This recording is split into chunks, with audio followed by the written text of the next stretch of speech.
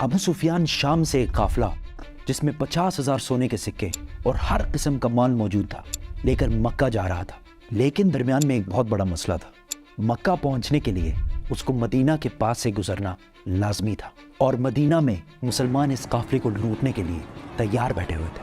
تو ابو سفیان نے سوچا کہ کیوں نہ ایک منٹ، مسلمان قافلہ لوٹ رہے تھے، مسلمان کیسے قافلہ لوٹ سکتے ہیں، اور وہ بھی رمضان کے مہینے میں؟ اصل میں بدر کی جنگ سے 1 سال پہلے جب مسلمان مکہ سے ہجرت کر کے مدینہ گئے تھے تو وہ اپنے ساتھ کچھ بھی لے کر نہیں گئے تھے سوائے ان کپڑوں کے جو انہوں نے پہنے ہوئے تھے۔ مکہ والوں نے ان کو غصہ دلانے کے لیے ان کی ساری چیزیں، زمینیں، گھر سب بیچ دیے تھے، اور یہ وہ قافلہ تھا جس میں بہت سارا سامان وہ تھا جو مکہ کے مسلمانوں سے لوٹا گیا تھا۔ تو مسلمان لوٹ نہیں رہے تھے بلکہ اپنے سے لوٹے ہوئے سامان کا بدلہ لے رہے تھے۔ تو ابو سفیان اس قافلے کا ہیڈ اس ٹینشن میں تھا کہ اگر وہ اس راستے سے گیا تو مسلمان تو اس کو چھوڑیں گے نہیں، تو اس نے اپنا راستہ بدلا اور مکہ ایک خط بھجوایا کہ مکہ والے فل سپیڈ اس قافلے کی مدد کے لیے پہنچے۔ تو وہ بندہ جیسے ہی مکہ پہنچا اس نے کعبہ کے پاس جا کر اپنے اونٹ کے کان اور ناک کاٹ دیے اور اپنے کپڑے پھاڑ کر زور زور سے مدد کے لیے چیخنے لگا۔ یہ اس زمانے میں ان کا ایمرجنسی دکھانے کا ایک رواج تھا۔ مسلمان فوج آلریڈی قافلے کو روکنے کے لیے نکل چکی تھی۔ ابو جہل نے اس قاصد سے پوچھا کتنے آدمی تھے؟ اس قاصد نے کہا آلموسٹ کوئی 313 لوگ ہوں گے۔ ابو جہل نے کہا ہم 1000 لوگ لے کے جائیں گے۔ پھر اس نے پوچھا کتنے گھوڑے ہیں؟ تو اس بندے نے کہا آلموسٹ کوئی 2 گھوڑے ہوں گے۔ ابو جہل نے کہا ہم 100 گھوڑے لے کے جائیں گے۔ پھر اس نے پوچھا مسلمانوں کی فوج میں اونٹ کتنے ہیں؟ اس نے کہا کوئی 70 کیملز ہوں گے۔ We'll bring 170. ابو سفیان کا قافلہ مین روڈ کو چھوڑ کر کسی اور راستے سے نکلا اور مسلمانوں کی فوج سے بچ کر بھاگ گیا۔ تو اب لڑائی کرنے کی کوئی ضرورت نہیں تھی کیونکہ قافلہ تو بچ گیا۔ The caravan is safe. So there is no need to fight. Not fight. لیکن ابو جہل نے کہا کہ اب اگر قافلہ بچ بھی جائے ہم ان مسلمانوں کو نہیں چھوڑیں گے، کیونکہ ان کے ایک ایک بندے کو مارنے کے لیے ہمارے پاس 3 لوگ موجود ہیں۔ We finish them tomorrow. We fight. محمد صلی اللہ علیہ وسلم نے اپنی فوج کو بدر کے پہلے کنویں کے پاس جا کر پڑاؤ ڈالنے کا حکم دیا۔ تو ایک صحابی نے آ کر پوچھا یا رسول اللہ، یہ جگہ آپ نے اللہ کے کہنے پہ چوز کی ہے یا مشورے سے؟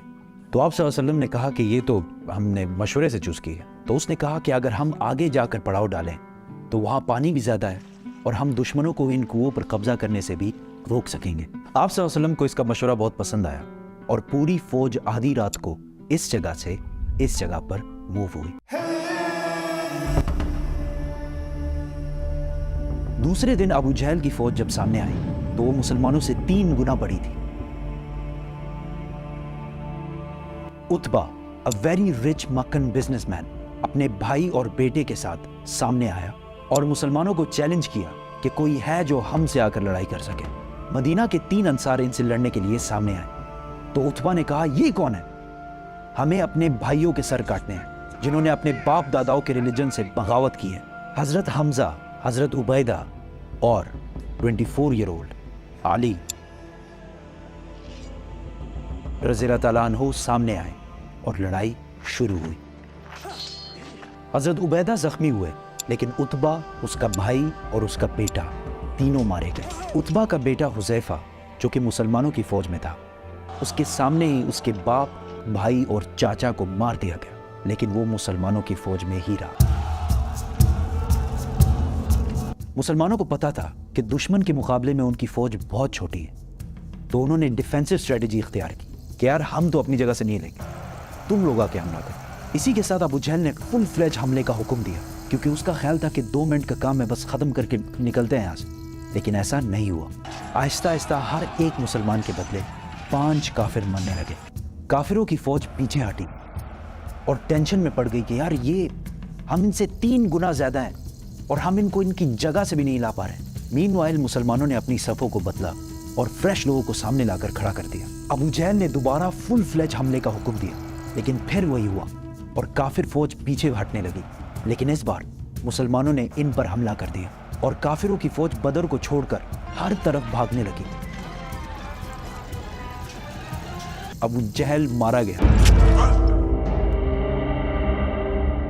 مکہ میں سارے جیت کی خبر کا انتظار کر رہے تھے کیونکہ پچھلے 60 سال میں مکہ کے قریش کو کوئی بڑی شکست نہیں ہوئی تھی اور آلموسٹ 65 سال پہلے انہوں نے ابرہہ کے 60,000 فوج کو بھی ہرایا تھا اور اس کی وجہ سے پورا عرب قریش کو اپنا لیڈر مانتا تھا. لیکن اب مکہ کے قریش صرف 313 لوگوں سے ہار گئے تھے. پہلے جو لوگ جنگ سے بھاگ کر مکہ پہنچے تو ان پر کسی نے یقین ہی نہیں کیا کہ ایسا ہو ہی نہیں سکتا کہ ہم جنگ ہار گئے ہوں. لیکن آہستہ آہستہ انہیں سمجھ آنے لگی کہ وہ یہ جنگ اور پورے عرب میں اپنی عزت ہار چکے ہیں. ایک مشہور ویسٹرن ہسٹورین لکھتے ہیں کہ جنگ بدر سے پہلے عرب محمد کو ایک کمزور آدمی سمجھتے تھے جس کو اپنے ہی لوگوں نے نکال دیا تھا اور وہ دوسروں سے مدد مانگتا پھرتا تھا. لیکن جنگ بدر کے بعد محمد ایک بادشاہ اور ملٹری جینیس کے طور پر پورے عرب میں مشہور ہو گیا کیونکہ انہوں نے اپنے سے 3 گنا بڑی فوج کو ہرا کر دکھایا تھا. جیت کی خبر لے کر جب مسلمان مدینہ پہنچے